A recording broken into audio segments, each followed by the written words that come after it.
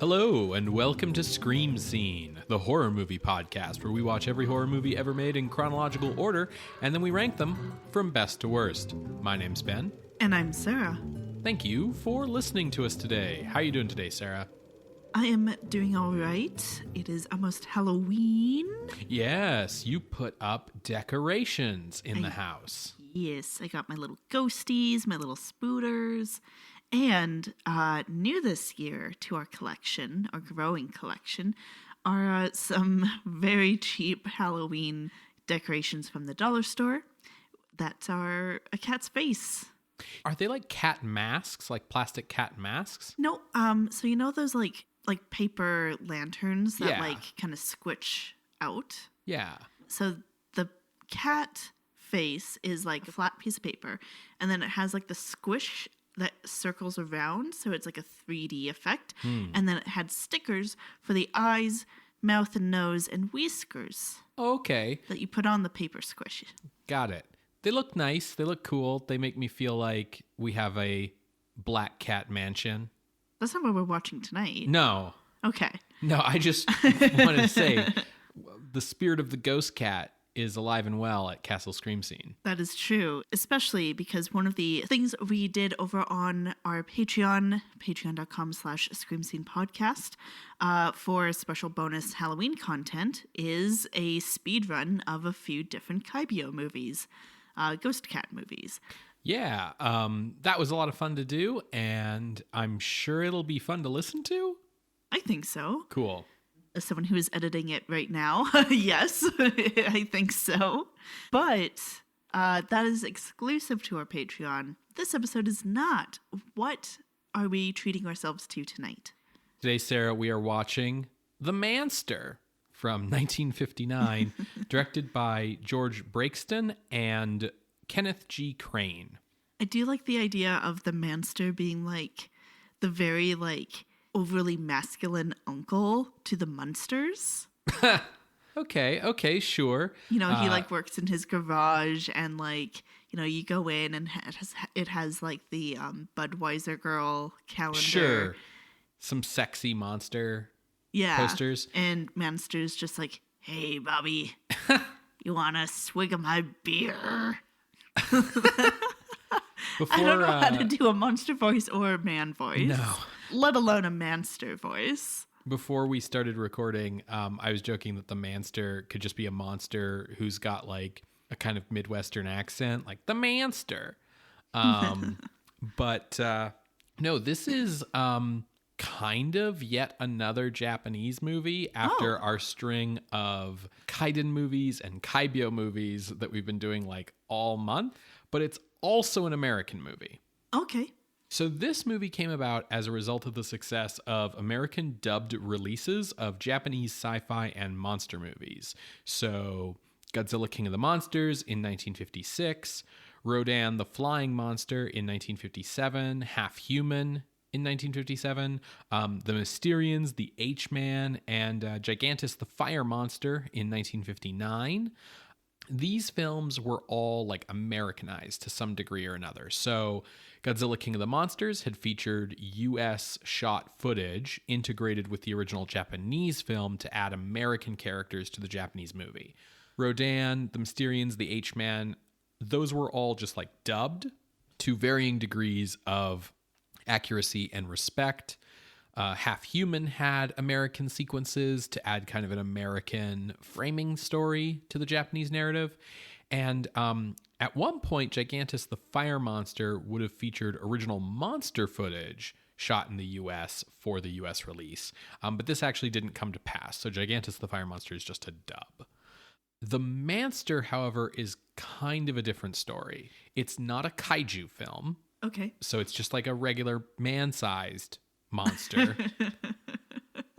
And the story of its production begins with George Breakston. Born in Paris, France in 1920, Breakston was a child actor in Hollywood in the 1930s, appearing in the popular Andy Hardy films. He served with the U.S. Army Signal Corps in the Pacific Theater during World War II, and after the war, he remained in Japan, producing and writing American films shot in Japan, like Tokyo File 212, Oriental Evil, and Geisha Girl. The Manster was a jump into the horror trend for Breakston, and kind of is like playing on the success of those Japanese monster movies while also playing on sort of the rise of just like regular horror movies in Japan and the popularity of those movies in America. Breakston's story for the film was originally entitled The Split, and the screenplay is by Walter Sheldon. Breakston co-directed the film with Kenneth G. Crane, who had directed the American giant monster movie Monster from Green Hell, and also directed the U.S. shot sequences for the American version of Half Human, which featured John Carradine. The Manster was shot in Japan with a largely Japanese crew, sort of like below-the-line Japanese, above-the-line American. The shoot was in English, however, and all the dialogue's in English. And so the film's cast features white actors acting alongside Japanese actors who were chosen because they had good English language skills. Okay. The film's lead is Peter Dinley, who was born in 1921 in England, but was raised in Canada and served with the Royal Canadian Navy in World War II. As such, in British productions, he was often called upon to perform a North American accent. Dinley is best remembered today as the voice of Jeff Tracy in the original 1960s Thunderbirds productions, as well as the countdown voice in the title sequence of all the various incarnations of Thunderbirds. Sure. Dinley often acted alongside his wife, Jane Hilton, and that was also the case here. Born Audrey Gwendolyn Clark in 1926 in England, Hilton was talent scouted by the Rank organization as a teen and kind of trained as an actress by them. She was married to Dinley from 1956 to 1977 and was well regarded as a talented B-movie actress. So never quite made the leap to A pictures, Yeah. but was a very reliable person in B. Exactly. Okay. The film's Japanese cast includes Satoshi Nakamura and Jerry Ito. Nakamura had been born in Vancouver and Ito in New York, so both had a command of English. Jerry Ito is best known by kaiju fans for playing Clark Nelson, the villain in 1960's Mothra. Oh. Yeah, the Rolisican, I think is what they call him. It's basically like he's definitely American or maybe definitely Russian, but they don't want to say either of those ethnicities, so they made up a fake one that is like An amalgamation of both. Yeah, what if Russia and America were the same place? Special effects for this movie are by Shinpei Takagi, who also appears in the film as a priest and is best remembered as the bandit chief in Seven Samurai. Okay. The Manster was first released as SŌTŌ NO SATSUJINKI, or The Two-Headed Monster, on July 10th, 1959 in Japan. It was released as The Split on March 24th, 1961 in the UK, and then as The Manster on March 28th, 1962 in the United States on a double bill with Eyes Without a Face, or The Horror Chamber of Dr. Faustus, as that film was called in the United States initially. So why are we watching it now, 1959, because that's when it was made? Yeah, that was when it was made, and that's also when it was first released in Japan. Ah, okay. Cool. So today, The Manster is considered kind of like a schlock camp, so bad it's good classic. It did not receive good reviews at the time of its release, and it was released by Loppert Pictures, which was an indie art house distributor that kind of specialized in releasing foreign films in the United States. Okay. The Manster is now in the public domain and is therefore on our YouTube playlist. Okay, cool. You can find that playlist on our website, screamscenepodcast.com. You're going to hear a brief musical interlude, and when we come back, we will discuss The Manster from 1959, directed by George Breakston and Kenneth G. Crane. See you on the other side, everybody.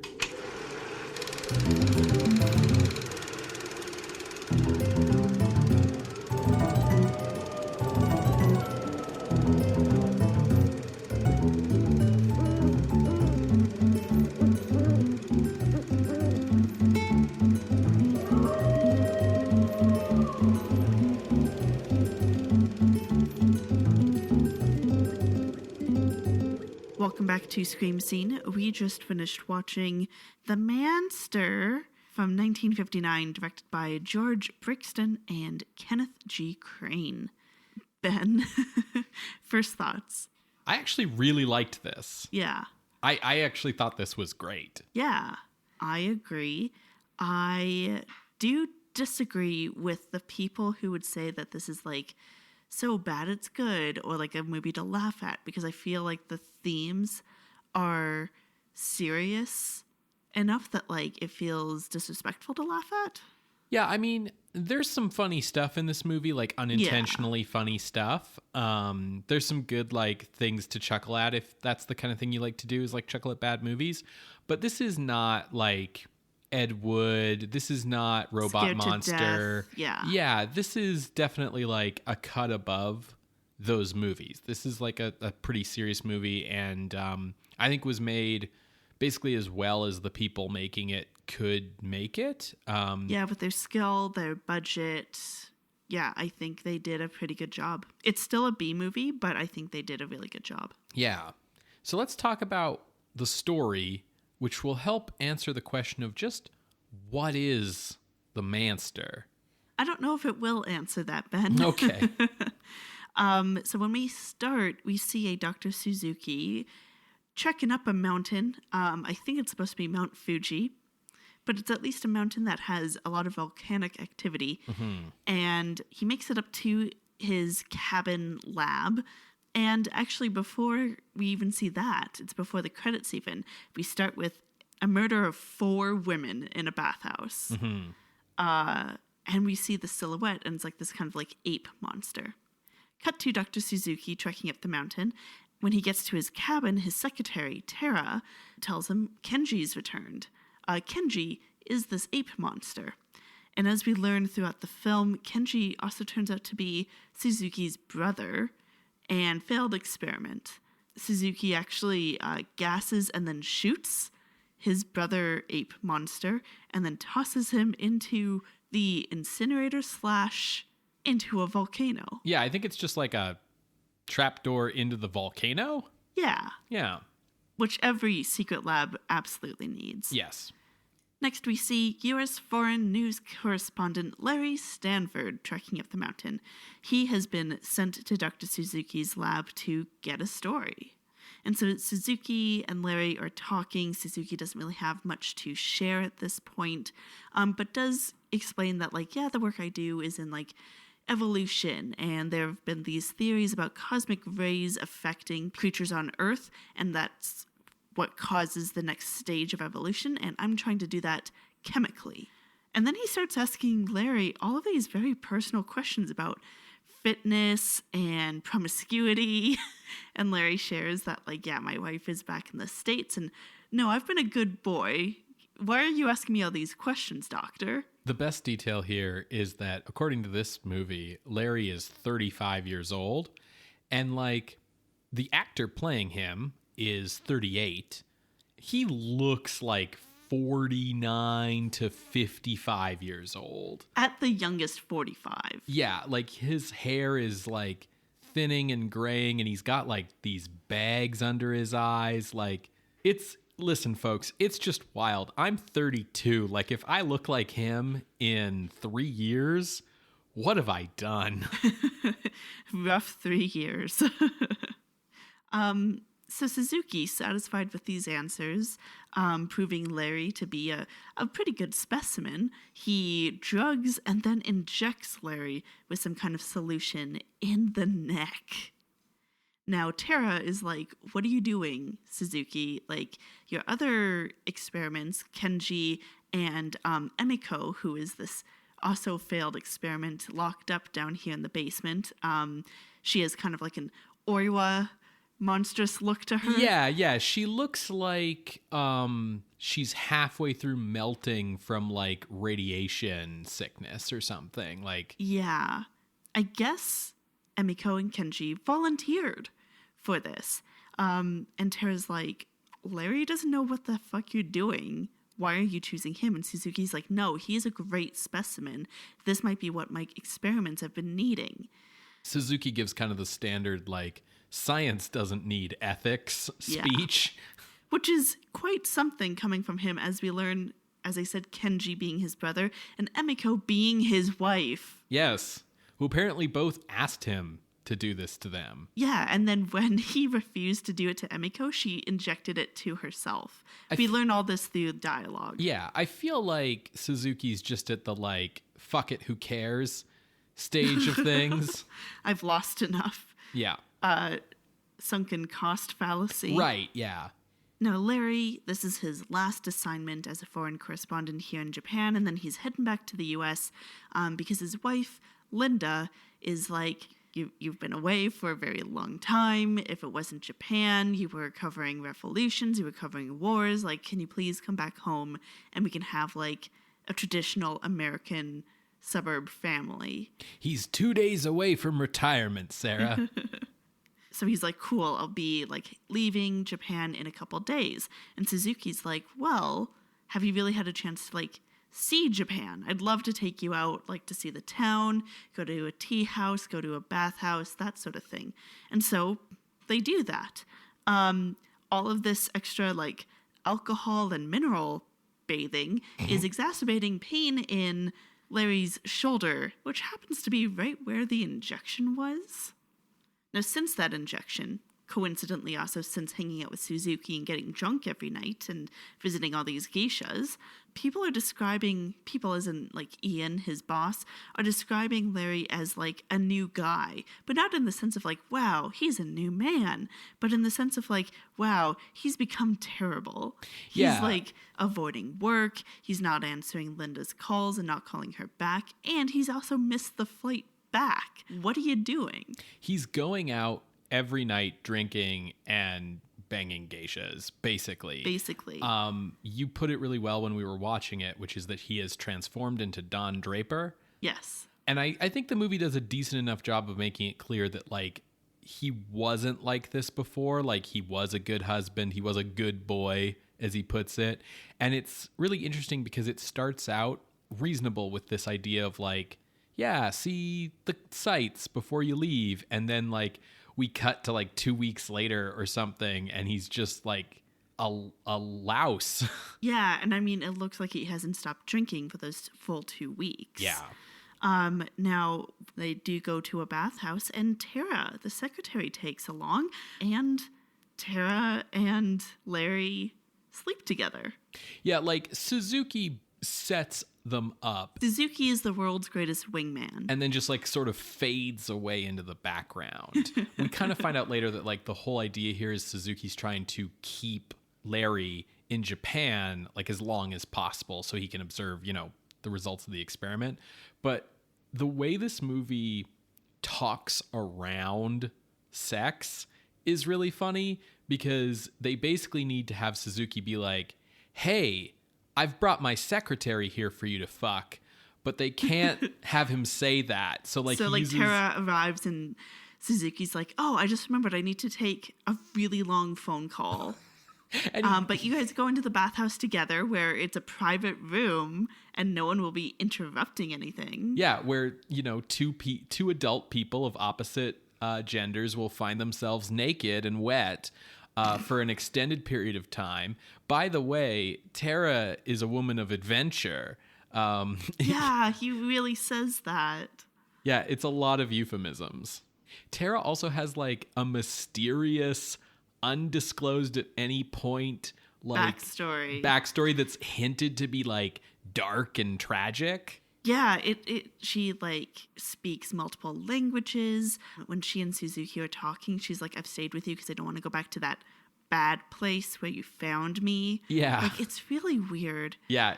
She has like a generic femme fatale backstory, basically.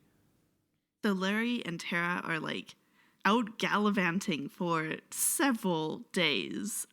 We get like a montage. Yeah, of different dates. And then when Larry returns back to his apartment, Tara in tow, who shows up in the house except for Linda and Ian, his boss. And Linda's like, you have to choose me or the girlfriend. Enough of this. And Larry chooses Tara.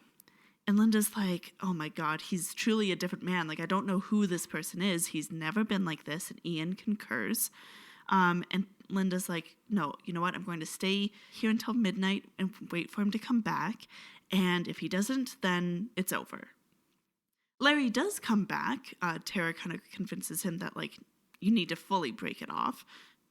And they have a confrontation. Basically, Larry is getting very aggressive and is saying things like, I should have, like, hit you or something like that to make you not, like, be such an upstart. Yeah. He's basically saying, like, I wish, like, I should have put you in your place. Yeah. And stuff like that. So he chases her out, basically.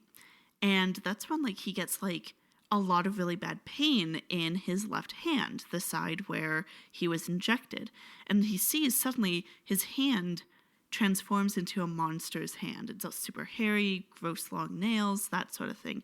But it's only his hand. So he takes another swig of Jack Daniels and goes walking on the town to try to, like, figure out, like, what do I do? What is going on? I'm kind of walking around in a daze. And he comes across a Buddhist temple where there's a priest inside. He's chanting.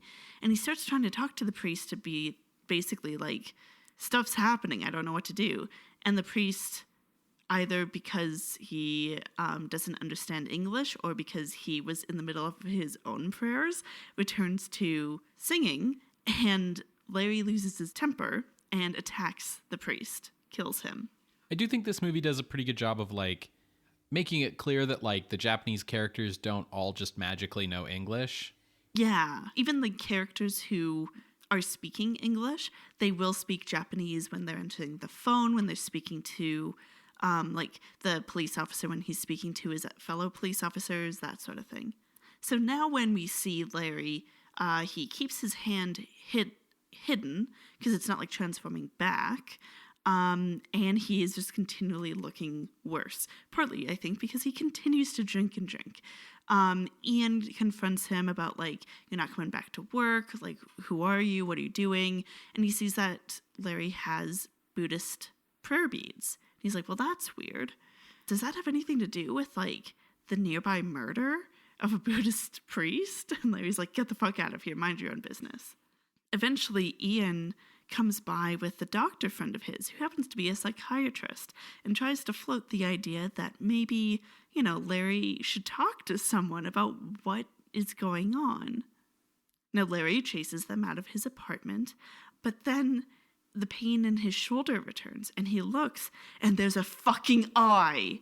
There's a fucking eye in his shoulder. I was not expecting that. So he's freaking out. He starts wandering the town, and he makes his way to the psychiatrist office. And now the doctor, he's there late at night, and he hears, like, someone banging on the door and opening it, and he takes a peek and sees that it's Larry, and he's like, okay, something ain't right. That boy ain't right. So he calls the police to come. But unfortunately, it's too late because Larry attacks and kills him, but not before growing a full head out of his shoulder. I guess that makes sense because the eye was attached to something, you know? Mm-hmm. At this point, Larry himself has a bit of a, like, Frederick March, Mr. Hyde look going on. And the second head sort of has, like, a unshrunken head kind of vibe to its look. Yeah.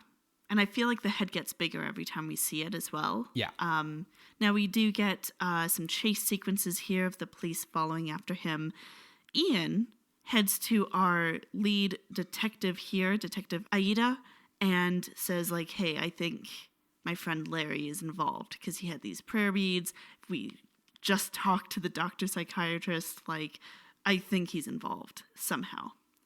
And so we get some more chase scenes. Linda gets spooked by two-headed Larry, and Larry himself as well is becoming more and more, like, monstrous looking.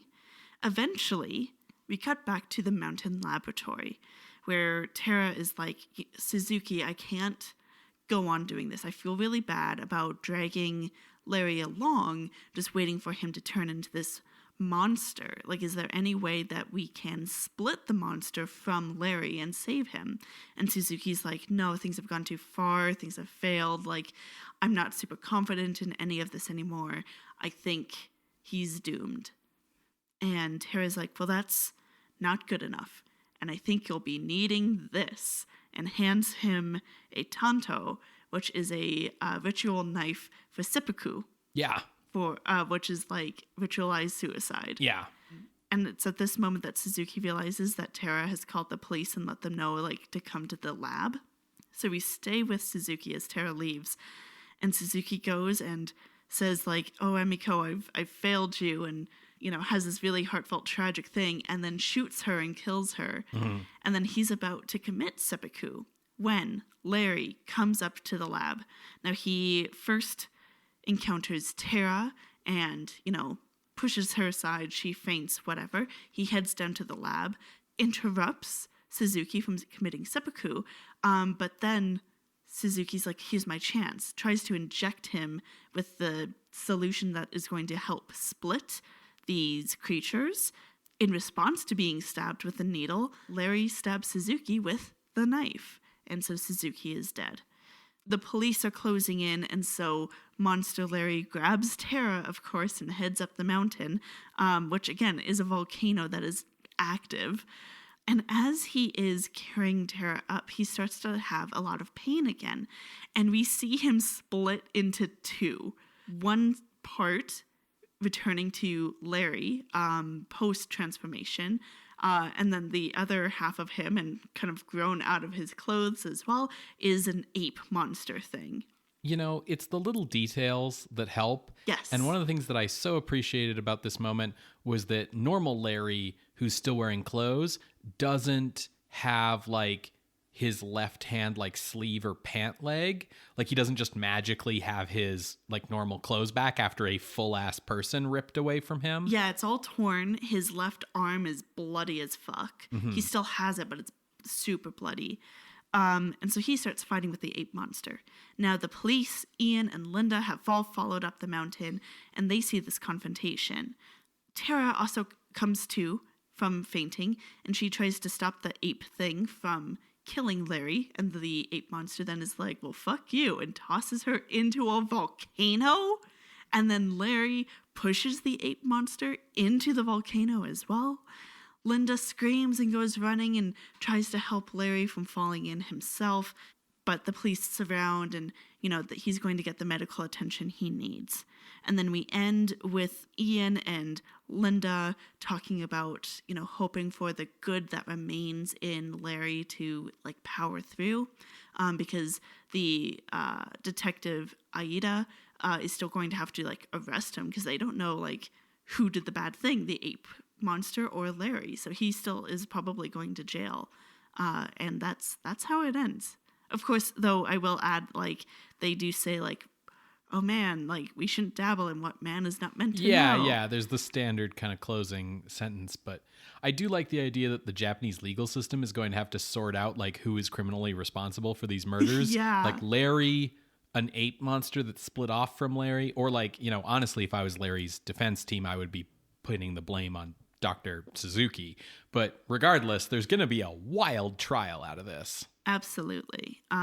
They do also add that, like, you know, in along the discussion of, like, hoping for the good that remains in Larry, they also extend that to the good in all men. Mm-hmm. And that was just a little funny that they were like, you know, not all men have secret ape monsters inside them. Right. But that's the end. So there's a lot to like here. Yes. And it's really interesting the way this movie is kind of a mix of American and Japanese styles. Like, from the American side of things, like, we've seen this kind of, like, mad scientist experiments on a guy turns into monster thing many times. Like, if anything, this is sort of like a literalization of the old Jekyll and Hyde movies that were, like, a metaphor for alcoholism, where, like, absolutely, here, like, it's like, no, like, the evil side of him is like an alcoholic womanizer. Like, that's the text, right? But then there's also, like, the movie has the kind of just go for it wildness of Japanese tokusatsu, like, kaiju movies, where there's just clearly, like, no one's saying, oh, that's stupid, you shouldn't do that. It's like, no, let's see if we can do that. Yeah, let's put an eye in his shoulder and have it look at the camera. Like, wild.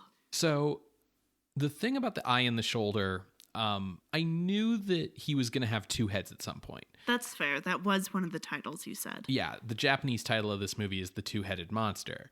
And so I actually, I wasn't that surprised about the eye in the shoulder or them splitting apart, because I've seen that exact thing of eye to second head to split apart from the shoulder in two other movies, both of which were made 40 years after this. Oh. So clearly by directors who may have seen this on late night TV as kids. One of them is Army of Darkness. Oh, yeah. Where Ash's evil self starts out as a little eye on his shoulder and then grows a second head, and then they split apart. I can believe Sam Raimi seeing the MANSTER. Yes. The other movie that I'm reminded of is a film called How to Get Ahead in Advertising, which is a... That's a good title if he's growing ahead. Yeah. Very good. It's a late 1980s black comedy starring Richard E. Grant. It's British. And it's basically Richard E. Grant as this advertising executive who doesn't really believe in what he's doing anymore. And he's getting really sick and overworked. And he gets a boil on his shoulder that eventually grows into like it's an eyeball, and then it grows into a second head, and then it straight up just becomes a new guy. Although they don't actually split apart. What happens is the original Richard E. Grant atrophies until he's a tiny little thing on the evil Richard E. Grant's shoulder. But evil Richard E. Grant really is into advertising and capitalism and marketing. Because he's evil. Right. And he ends the movie with this Don Draper-esque speech about how the purpose of advertising is to help people find happiness, and advertising is this wonderful thing. And he's on a horse going over hills with the sunrise and the Gustav Holst's Jupiter score in the background. It's a wild movie. I've had it on our Criterion list for a while as something for us to watch. But that was the other movie I was reminded of with regards to this movie. The movie that I was reminded of is also in the future. The Fly with Jeff Goldblum. Yeah, I can see the parallels there. Because the body horror elements, but also, and this got me also thinking about an American Werewolf in London or whatever, of the tying of increased sex drive when you are going through a transformation. Right. And I'm well, why would it be like that? Is it because of increased metabolism or whatever? And it's it's a very simple answer. It's puberty. Yes. It's a puberty metaphor. Interestingly enough, people going through gender confirmation transition who are taking hormones often find that they're super, super horny for the same reason, because you're essentially going under a medically induced puberty. But yeah, I can totally see the parallels that you're sort of giving here with The Fly. This movie, it goes really out there, over the top with the body horror compared to stuff that we've seen up to this point. It's surprisingly grisly. The murders are disturbing. Well, I would add an asterisk there because we don't see gore with it. Sure. It's not disturbing in the way that you're not seeing a whole ton of blood. You're not seeing people ripped apart. You're seeing people lying on the ground after being attacked. But there are enough of these murders, and quite a few of them before Larry becomes full second head are in the guise of a sexual assault as well. Yeah, he takes a lot of women into alleys and attacks them at night kind of thing. And I mean, that's standard monster MO stuff.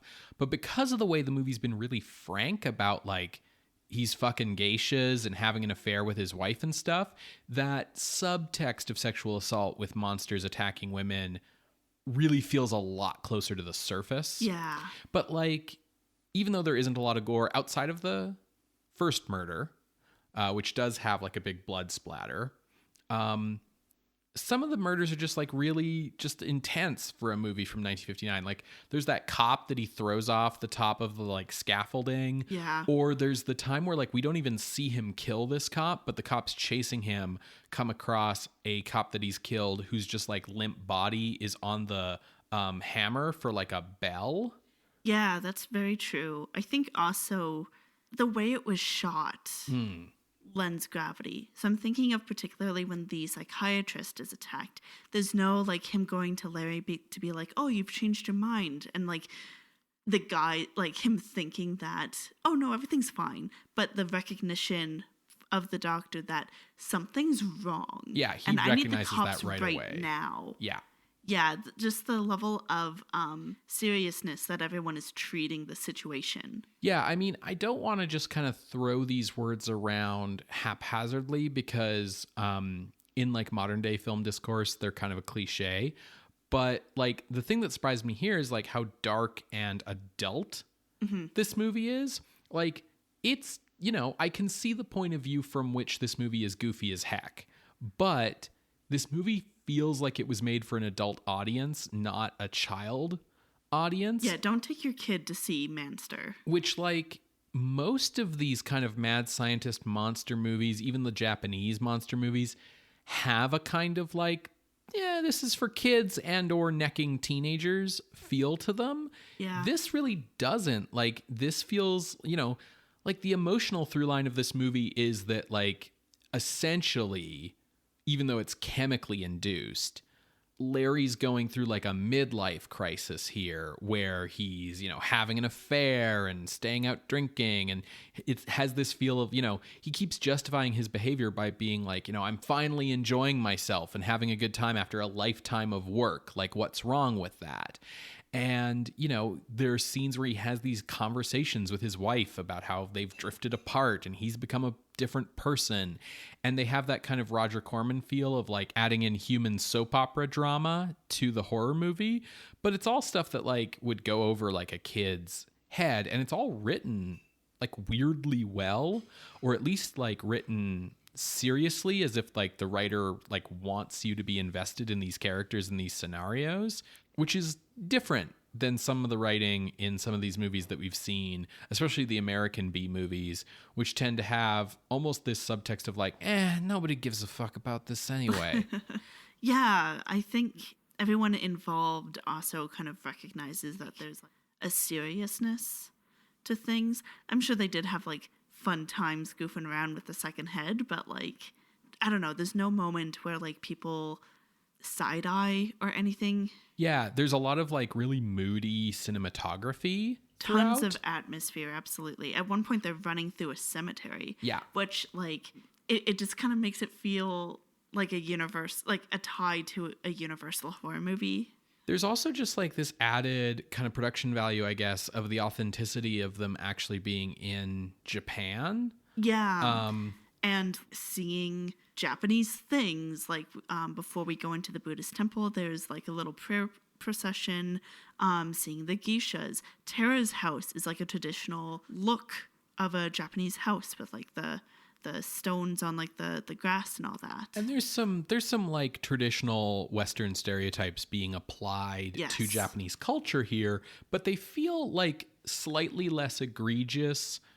Like they feel a little bit tempered by the fact that these are like actual Japanese people playing the Japanese characters and not just like white dudes in makeup, by the fact that we're actually on location in real Japanese places. And, you know, just the fact that the guy who made this movie like had been living in Japan since the end of World War II. So it's, you know, it doesn't feel quite as orientalized as something produced in America would be. Yeah, it's good. I think the creature and makeup effects are decent. Yeah, they're all right. It's like the transformation of the hand isn't groundbreaking. It's just the cross dissolve. The prosthetics, though, I think is where it's trying to push technical boundaries. And it also is pushing, at least in my opinion, boundaries of taste. Yeah. Like Emiko is grisly. She like screams and is like shaking the bars. Like it's a lot. Yeah, and you know, the ape costume stuff is nothing we haven't seen a million times. And you know, the second head does sort of look like an inflated balloon on his shoulder, but like they're going for it, which is something I always notice about Japanese special effects, is that even if they can't like achieve perfect, you know, photorealistic verisimilitude, that doesn't stop them from like doing the thing and going for it. Yeah. I think Split is the better title than Manster, but Manster is very fitting in how it highlights the masculinity theme. Yeah, that I feel kind like of mentioned here. I feel like that's not what the distributors were going for. No, they were going for like laugh at it, Roger Corman type of style. He's a man, he's a monster, he's a manster. Yeah. But yeah, it just so happens that masculinity is a theme. Yeah. And so it's really interesting to think about how like the traits that Larry exhibits are traits that are tied to toxic masculinity, but also would be like idealized in like John Wayne, right? Right. John Wayne is like, never say sorry, and Larry would concur. Yeah, or like the fact that we brought up Don Draper earlier. Like obviously Don Draper isn't a character who existed in 1959, but within the world of his story, Mad Men, like that's 1960. And Don Draper, you know, the shtick of Mad Men is that like on the outside, Don Draper is like an idealized man. And then on the inside, he's all broken and fucked up. But like, you know, those traits in Don, like I'm the guy who, you know, can drink all day and I don't take shit from anyone. And, you know, I'm brilliant and I, you know, have all the ladies and all this sort of stuff are all presented as like cool, right? Like we're like 3 years out from the first James Bond movie. The James Bond books have been around for a while at this point. And so like this is, you know, what a cool guy looks like, but here they're depicted as negative traits. They're absolutely tied to him becoming a monster. Like this is The Lost Weekend with, you know, a second head. With a second head. Yeah, exactly. I also think this is our first Man with Two Heads movie. Yeah. Yeah, which is pretty notable. Does that become a trope? Oh, yeah. There's like a whole subgenre of like Man with Two Heads movies. Oh, I didn't know that. Yeah. Yeah, so I think that's notable. I think also what is notable is the scientist recognizing that they've made a huge fucking mistake. Which is like... beyond just like, oh, I've gone past what man is meant to know, but more of a like... oh God, I'm a terrible person. Which is a very Japanese thing. Is it? Like, well, it just feels to me in terms of the difference, like, you know, Serizawa kills himself in Gojira. Like, there's this thing in Japanese media of like, oh, I've fucked up and, you know, now I'm going to kill myself. Being much more common than like, I think partially it might be because... and I might be going out on a limb here, so, you know, correct me if I'm wrong, Japanese listeners, but like because there's a cultural tradition in Japan of that ritualized suicide, of that idea of like, you know, you've lost all honor, or like you've fucked up, or, you know, you are responsible for something terrible and there's no coming back from it, so you should just kill yourself, and that's just what you're supposed to do in that situation. That's very different from Western culture, where suicide traditionally is like a major sin. It's a you're going to hell for sure sin. You aren't supposed to kill yourself.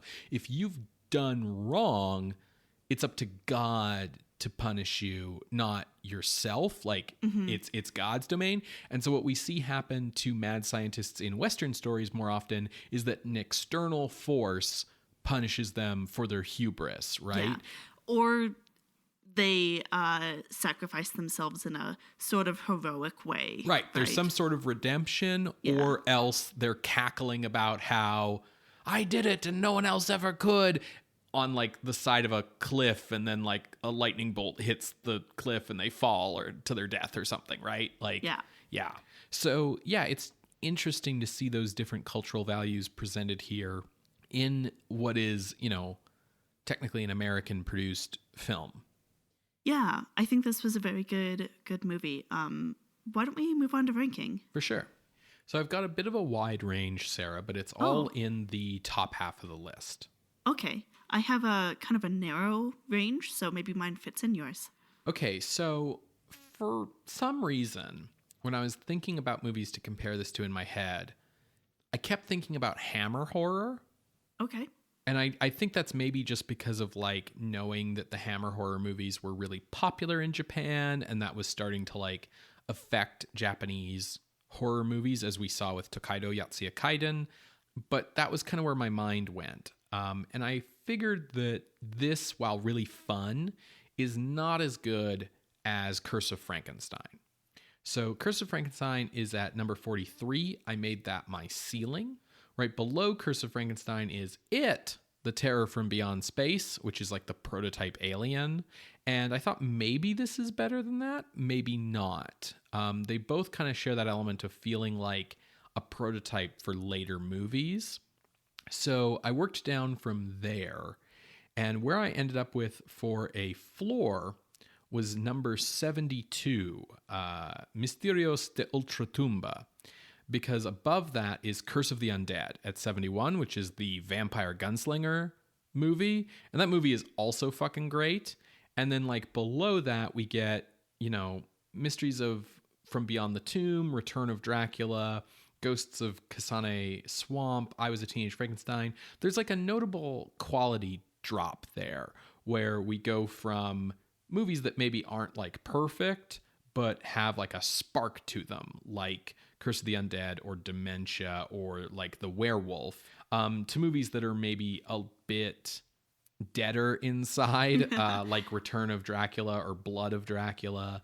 They're just undead. That's why they're dead inside, Ben. So that was my range, 44 to 72. Okay, so I am not in your range. Oh, interesting. When I was looking at the list, there were two movies that came to mind. Mm-hmm. The first one was Half Human. That makes sense. Jujin Yuki Otoko. I think the MANSTER handles the themes that Honda was wanting to deal with better. I think you're right. So I made that my floor. That's 99. And then I started looking up. And the other movie that came to mind was Cult of the Cobra. Okay, interesting. Because of the way that they talked about masculinity. Right. I feel like Cult of the Cobra did it inadvertently. Yes. Whereas I feel like it's text in the MANSTER. Maybe that's because of the title, but I feel like they're really going for that text. But I felt that 91, The Black Room, which has that dual role of Boris Karloff, the dualness was handled better in movie than in the MANSTER. The MANSTER, I think, does a really good job of showing like the gradual decline, but it does kind of feel like a switch. So the midpoint between our lists is number 83, I Vampiri. And the most interesting movie to take a look at in that range around I Vampiri is 84. Yeah. The 1941 Dr. Jekyll and Mr. Hyde with Spencer Tracy. How do we feel like this movie compares to that? That movie obviously has a larger budget. It's, an MGM-A picture. It's got a lot of talent behind the camera, but it also is sort of kneecapped by the fact that it couldn't directly talk about any of the stuff that it was talking about in comparison to the 1931 Jekyll and Hyde, and certainly in comparison to this movie, which is very frank about what it's talking about. It's very frank, but I think what makes the difference here is the 41 Jekyll and Hyde makes an attempt to showcase the psychological inner workings of what's going on with Jekyll, because they can't do it explicitly. Mm-hmm. And I think that makes it a bit more human. Sure. In a way, and less, I don't know. It does feel like it has less teeth as a result because we are kind of speaking in metaphors. But the MANSTER, we don't really get an inside look into how Larry is feeling about this. That's as true. As far as we can tell, he thinks that this is all just fine. That's true. And if there's a place where the Manster kind of falls down, it's that it doesn't do the work to connect the dots between like Suzuki's trying to come up with the next stage in human evolution and like force an evolutionary change. This makes Larry's evil side take over his personality and he engages in all this bad behavior. And then that evil side splits off and is like a ape man, which feels like a step back in human evolution. It's touching on a lot of ideas that we've seen ever since Jekyll and Hyde of like evil is primitivism, is ape monster, versus enlightened man. But it's not actually like doing the work of making a statement about any of that. So I'm inclined to agree with you that I think Jekyll and Hyde is a little smarter. Your point about Karloff's performance in Black Room is also really well taken. Can you remind me which Roger Corman movie Not of This Earth is? Is Not of This Earth the one with the sunglasses guy with the briefcase? Yeah, and it has like the flying things going around to collect blood, and yeah. So it's kind of like future evil Men in Black. Right, yes. Okay, I'm good with putting this above that and below the Black Room then. Okay, cool, let's do that. All right, so entering the list at the new number 92, it's The Manster from 1959, a.k.a. SŌTŌ NO SATSUJINKI, a.k.a. The Split, directed by George Breakston and Kenneth G. Crane. Before we completely close out, when this was shown in Japan, did they dub or did they do subtitles? I don't know. Oh, okay. Yeah, sorry to say. I just don't know. I have seen what the Japanese poster looks like, but... they completely give away that he has two heads. Yes, well, that's the name of the movie. Yes. It looks like a Japanese movie. Yeah. Yeah. Okay, cool. If you would like to see this list, you can go to our website, screamscenepodcast.com. There you can find links to the many episodes we have mentioned today, as well as our appeals box. If you would like to contest this or any other ranking, you can drop us a line through our Ask box on Tumblr. You can reach out over email at screamscenepodcast@gmail.com or over Twitter @_screamscene. Scream Scene updates every Wednesday on Apple Podcasts, Google Podcasts, SoundCloud, and Spotify. You can subscribe to the show using our RSS feed, and you can help the show out by leaving us a rating or a review. You can also just tell a friend about the show. Word of mouth is a great way for us to grow our audience.